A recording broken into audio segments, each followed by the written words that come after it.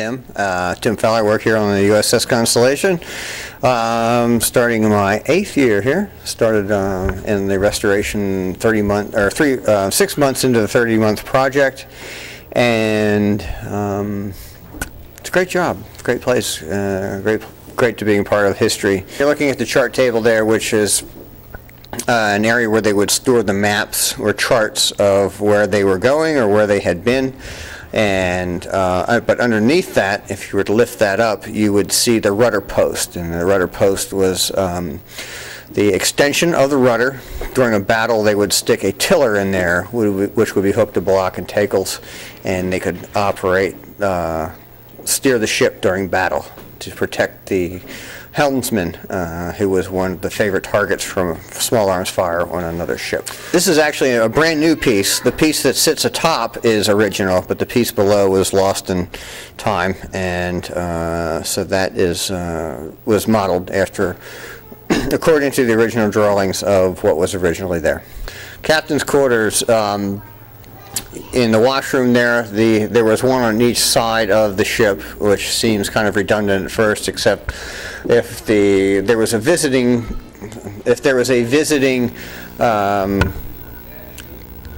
officer on board who was a higher rank than the captain, the captain would give up his bunk and his bathroom to the higher ranking officer, and then the captain would move to the other side of the ship, sleep in a cot. So there was a little bathroom or head and a bathtub for each officer at that point.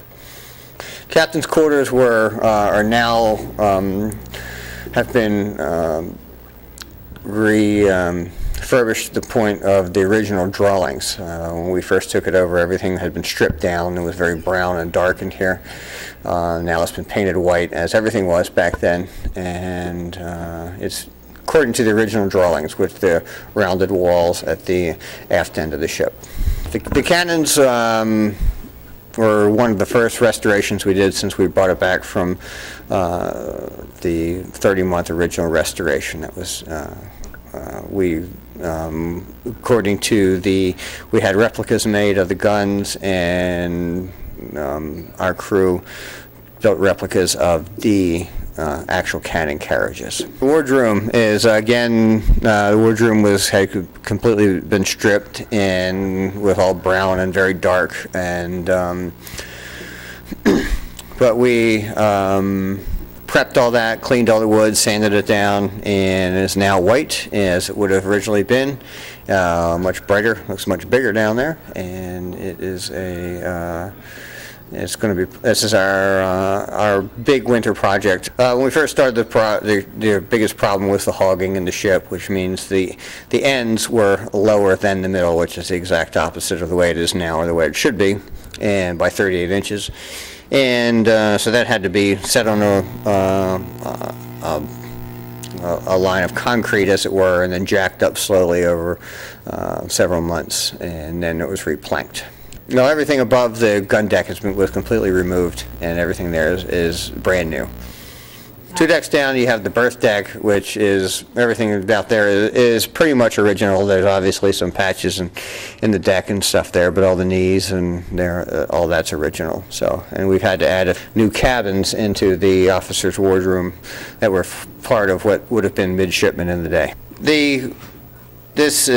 Coming to work here every day it's a great job. There's so many people come on who are so excited about this ship, the fact that it's being saved, and just to be a part of that, to come here every day it's very rewarding in that regard. So, and there's days that it's a job, you forget where you are, but for the most part, it's very rewarding. It's a lot of fun to be here.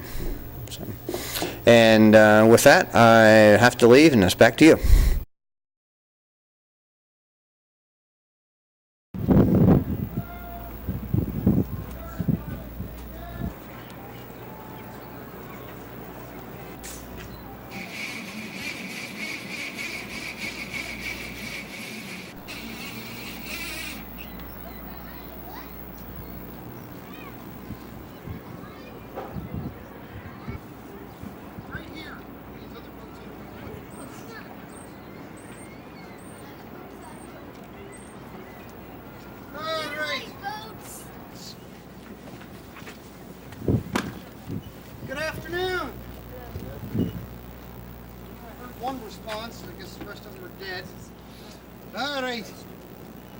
My name is Lee Ulrich. I'm interpretive coordinator here aboard the vessel. Welcome to the ex-USS Constellation, or the USS Constellation Museum. If at any point during my presentation you have a question, put your hand out in front of you like this, and then wait for me to call on you. Now, we had 3 types of great guns aboard ship back during the American Civil War. You're only going to find examples of 2 types aboard today. The oldest type is no longer aboard. So when you go down below to the gun deck, you will see a gun line on either side, but there's an empty gun port at the aft end of each gun line, and there's some empty gun ports at the forward end of each gun line. We're missing 4 long 32-pounders, and they look similar to the little 18-pounders you passed out there on the pier. Now, 18-pounder, 32-pounder, anybody know where they get these names? Yes, sir. The weight of the shot. It is the weight of the projectile, that is correct. It is not the size of the projectile.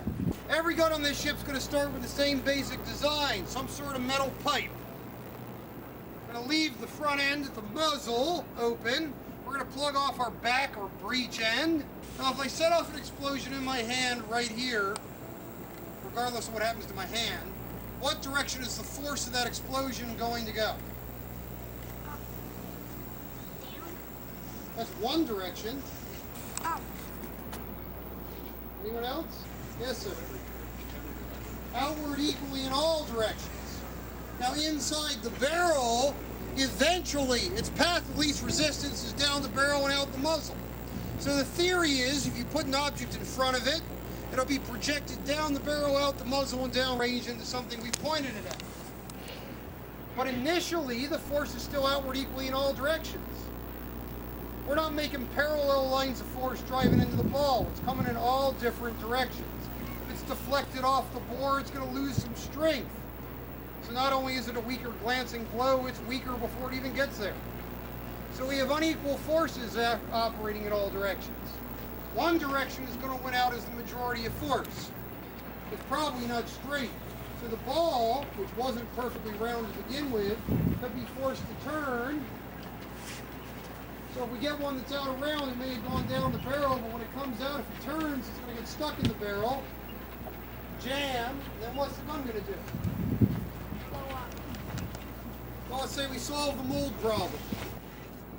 This is a 20-pound Parrott rifled gun. Somebody tell me what you do when you throw a football to make it go straighter and further. Spiral. Now, you see, he's putting his hand out and waiting to be called on. No way. Setting a good example. Didn't see him. But yes, you put a spiral on it. Rifling in a barrel allows us to put a spiral on our projectile so it'll go straighter and further. We also eliminate the balloting effect and we don't lose 20, 40, 50% of the force around the projectile anymore. I don't need 9 pounds of powder, I only need 2. The Army statistics of the 1850s tell me that a good gun crew in an 8-inch chambered shell gun down below should knock the D out of that domino sugar sign 50% of the time.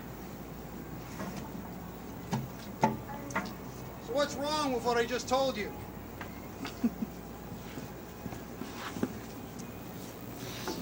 Anyone? Bueller? It's an Army statistic. I sat in a field and shot at a target. Has nothing to do with me. We'd probably knock the R out of the rusty scuppler sign 50% of the time because we're underway, pitching and rolling on the ocean and firing at a moving another ship. Now,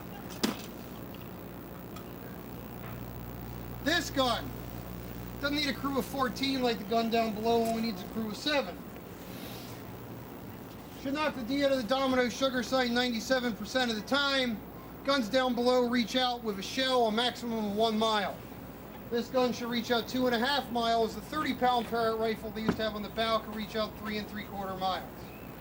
I need 6 adult volunteers to step forward. Sound in limb and wind. Don't have to be sound in the mind as long as they follow instructions. Madam, thank you for noticing I said adult, not male. This is not the 1860s. I need 3 over there. 1, 2, 3. I need 1. Don't pick it up yet. 1, 2, 3 over here. All right, now, when I tell you, not now, run out, action. At that point, you're going to pick up the sight take lines. Forward hand, underhand, hand behind it, overhand, and my whole body's angled forward. And we're going to take the slack out. Then when you hear action, that means get ready. And then when I say haul, you're going to go this short distance. Notice how my legs assist my arms, not my back. We're not trying to throw this thing off the ship in one go. It's just a short tug. Also notice that I don't walk when I do this. Therefore, if you don't walk, you don't trip over her, she doesn't tackle him. The kids watching, I don't know what's going to happen when these 3 hit the deck, but remember, they're kids back there, all right? More importantly, the gun will roll out straight because the work's divided among 6 people, not 3 now. And if you get blood on my deck, I'm going to make you clean it up. All right? All right, so run out! Action! Haul!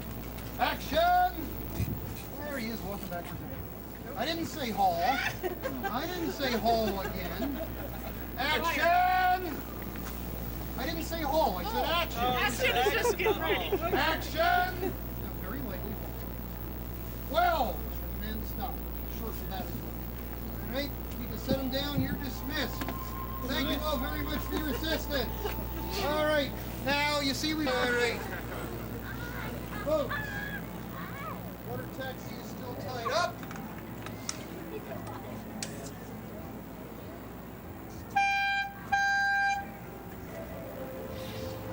Fire!